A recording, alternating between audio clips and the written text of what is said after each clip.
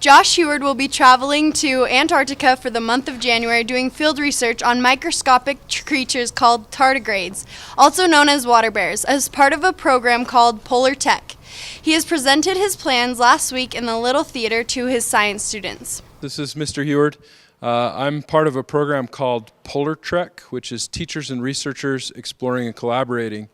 It's funded by the National Science Foundation, and in a couple months, at the end of December, I'm going to be traveling to Antarctica to do some research on microscopic animals that live in the soil in Antarctica. And one of those animals that I'm going to be studying is the tardigrade, or sometimes they're called water bears.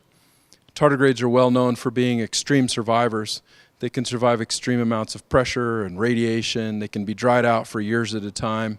And you get them wet and they start crawling around. This is a tardigrade in the background that's been dried out for well over a year. And I added water to it a couple hours ago, and now it's crawling around.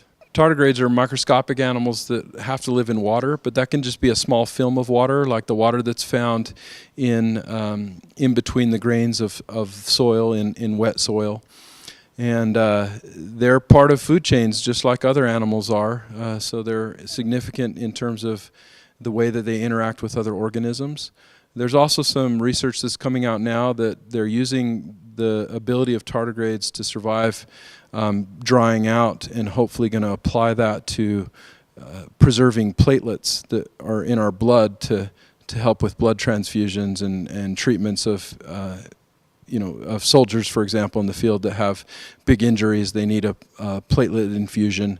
They'll be able to make platelets shelf stable, hopefully, because right now they only last for a short amount of time.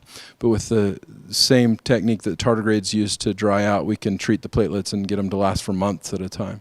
I'll be in Antarctica from the end of December all the way through January, so that'll be the middle of the Antarctic summer. It'll be daylight the whole time I'm there. The sun will never set. Water bears have 8 teeny legs with claws, laying up to 40 eggs during its typical lifespan of 1 year, and actually live all over the earth, usually in damp moss or dirt. We are lucky as students to have a science teacher of Mr. Heward's caliber here at THS. Good luck in Antarctica in January.